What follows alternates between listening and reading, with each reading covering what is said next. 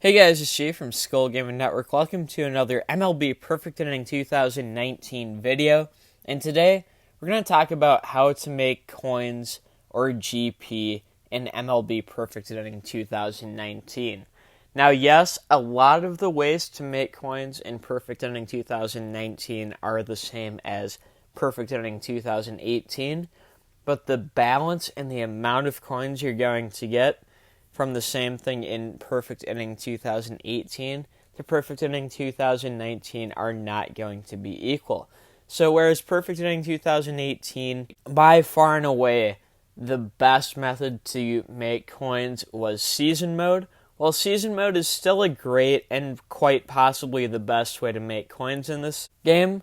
There are other great ways to make coins at a rate at least close to, if not equal to, Season Mode, such that if you don't want to have anything to do with Season Mode, you can still build and develop a very decent, respectable team compared to those who only simulate Season Mode. So yeah, I guess getting into things, we'll talk about Season Mode. You can make one season a day for free. Otherwise, if you have a season creation ticket, you can create additional seasons. Depending on the level you play, will determine your award. It doesn't show what's in the beginner box, the amateur box, etc. for winning each level of the World Series until you actually play it. So, unfortunately, the best advice I have regarding these is to play it based on the strength level. In past years, if your team was a couple hundred overalls lower than what it showed, you could still win the seasons. In this year, at least once you get past All-Star to World Class, to Special, and to Master tiers, it seems like being at those overalls is really important, unless you plan on playing Season Mode yourself and not just simulating all the way through. I mean, you get guaranteed GP rewards both for winning the regular season and the World Series. You get some diamonds if you win the World Series. For the regular season, you get equipment. And for the World Series, you get player packs. You get some live series player packs, which won't give you too much. But you can also get some basic drafts. And depending on how high of a difficulty you're playing in, you can even get some luxury drafts for winning the World Series. A basic draft will have a 70 to 80 overall player, a luxury draft an 80 to 90 overall player. That is not to say those players are going to actually be good for building your team from the standpoint of just plug them into your lineup and play. But some of these cards are rare or have special abilities, whether it's a special pitch, a special motion capture, whatever it may be, where those players are worth enough GP that you can sell them and then take the GP you get from their sale and go out and buy good players who, again, good players, but without any distinguishing features. Their prices will be down a little bit, even though they are objectively better. So with a little bit of pack luck over time, it's a great way to get GP in that you can spend on players you want on your actual team. If you get lucky and pull a player you want directly from a pack, that saves you the time of having to go on the free agent market and buy that player. Additionally, you get a free live draft every day. I would always open it. Now, a lot of the time you're not going to get a player that's any good, but some of the best players you can get can be worth 10 to 20 million GP, and you might not think that's a lot, but you know, if you get 4 or 5 of them, that's, let's say, 50 to 100 million GP. That might be enough or close to enough to get a complete boost level on one of your players, depending on your budget for your overall squad in-game. So while it's not pretty, it's not so bad you shouldn't go for it. You should join a club. I'm not in a club right now, but join a club. You'll get additional missions each day, the club missions. You complete those, you'll get Capsule Coins. You use the Capsule Coins, and you might get, let's say, a high-class card, another high-tier card. The capsules have changed recently. I'm recording this before they changed. You'll see the video after they've changed. but like 3 million GP will still be there. 300, unfortunately, will not. I guess I'm opening a capsule inadvertently, but a season complete ticket is worth it. Capsule coin. So I spent 10 and I got 1 back. That's awful. That is horrendously bad. Like, I'd literally rather get 0 capsule coins than 1 capsule coin. For other game modes, there is turn battle. I don't know why I played 1, but only 1 turn battle this past ranking period. But, you play a bunch of turn battles, you get points based on singles, doubles, triples, home runs, RBIs, stolen bases, and walks. We go to the reward info. For getting to World Class, you'll get 100 million GP each week. Your end of inning rewards, which will accumulate 10,000. Now, 10,000 GP for 1 inning, not a lot, but every little bit adds up over time. You also get training points, and you get equipment tickets. From the cumulative points part of things, you get capsule coins throughout, and you get a live draft at 500 points. The live draft, once again, totally free to get.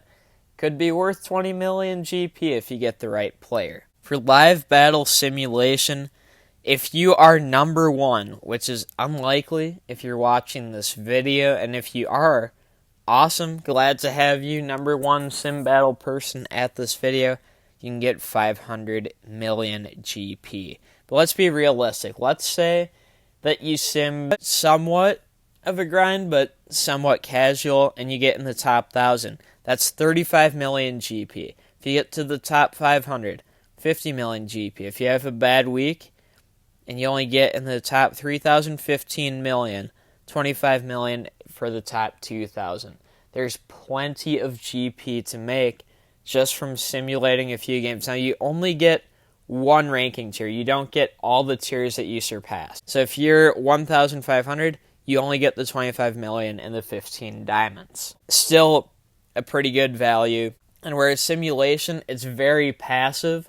So you just hit to start a game, you let it play, and you can do whatever you want because the outcome's predetermined.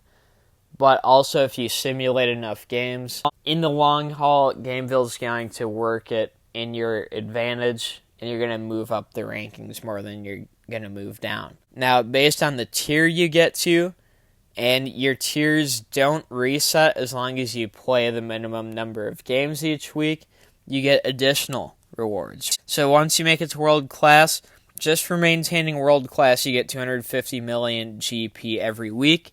You get 2 World Class boxes, and you get 5 staff drafts. Even just for making it out of beginner to amateur, you get 5 million GP, an amateur box, and a staff draft. If you get to semi-pro, 15 million, a box, and 2 staff drafts. There's a lot you can do with this. It's just a matter of going out and simulating some games. For winning streaks, if you get a great winning streak, you'll get some GP. Winning streak, I wouldn't worry about too much because at most you're getting 1 million GP. But it's still fun to get that.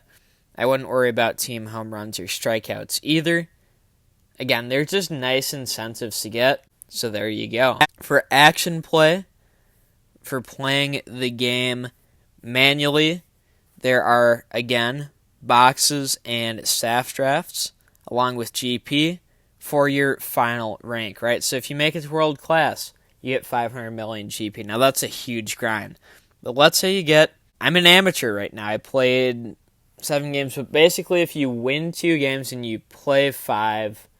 maybe you have to win 3 games if you lose your first one. You get 10 million GP, you get 2 amateur draft boxes, and you get a staff draft. Again, winning streaks, home runs, and strikeouts, cool things to get, but not going to give you the most GP, so I wouldn't worry about those too much. And then for your final user ranking, you'll get some GP and some diamonds based on where you actually end up, as long as you're in the top 5,000. You can also check the events tab. Now, not every week has good events for getting GP and or players that you can convert to GP, but sometimes there are. And when there are, take a look. I know for this next week there's going to be some gameplay events. And by this next week, when you're watching this, if you're watching this the first couple days it came out, it's the current week. There are going to be events where for doing season mode, for doing live battle action mode, live battle sim mode, and turn battle mode a certain number of times each day.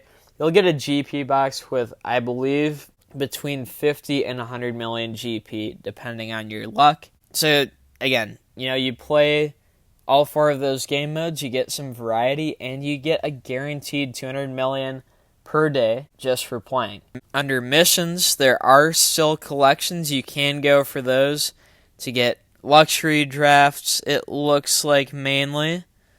There might be some basic draft ones as well. Now, the cost of some of these cards is rather high.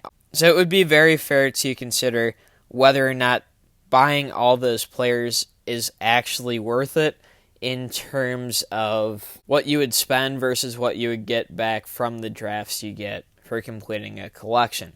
But if you already have all of the cards except for 1, or maybe 2, it certainly is worth considering still. At the beginning of Perfect Inning 18, collections were amazing, but prices changed over time. People caught on to how good collections were, and they priced it so that you had a chance at profit, but you also had a chance at loss. So it's no longer the guarantee it used to be, but it's still a method out there. And finally, depending on your diamonds, you could try to get a legend contract and craft a legend. Now, not all legends are profitable, but if you take a look at the free agent market, you've got legends like Tom Seaver, 67 million. Ted Williams was 100 million, down all the way to 65 million. Scott at 46 million, 39 million on Ozzie Smith. Matlack at 36 million. If you find the right legend that's worth a lot of GP, you could think about crafting one for profit. Now keep in mind you'll only get 70% of the selling price. So let's say Matlack you can sell for 35 billion GP. Of that you get 70%, that's around 21 billion GP or so. So if the cards you would need to craft Matlack are significantly less than 21 billion GP total, let's say they're only 12 billion, it might be worth it. Yeah, you'd have to spend 1,500 diamonds on a legend contract. You would also have to have spent the time to get the trophies for the legend. But if you're able to craft that legend for 12 billion GP and you get 21 back after you sell it and all the fees are taken out, you profited 9 billion GP through a little bit of effort. So that can be a long-term play. The requirements for trophies are posted. So for Scott, for example, you need to win the World Series champion on special. You need to get season MVP on special. You need to be the best pitcher on special. You need a simulation winning streak trophy. And you need the legend player contract. And then you also need to go buy all of these players off the market. And then you can craft Scott.